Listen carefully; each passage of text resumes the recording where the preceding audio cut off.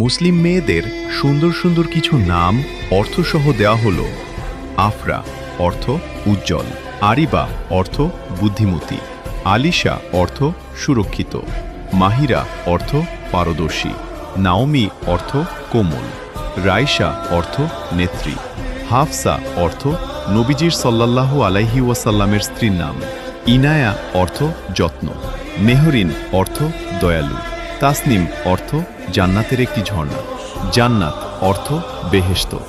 মারিয়া অর্থ পবিত্র নারী, লামিয়া অর্থ উজ্জ্বল, ফারিহা অর্থ আনন্দিত, মুনতাহা অর্থ সর্বোচ্চ সীমা, জারা অর্থ সৌন্দর্য, হুমায়রা অর্থ উজ্জ্বল, রিমশা অর্থ ফুলের তোড়া, আনিশা অর্থ বন্ধুসুলভ, ইশরাত অর্থ আনন্দ, আদিবা অর্থ ভদ্র,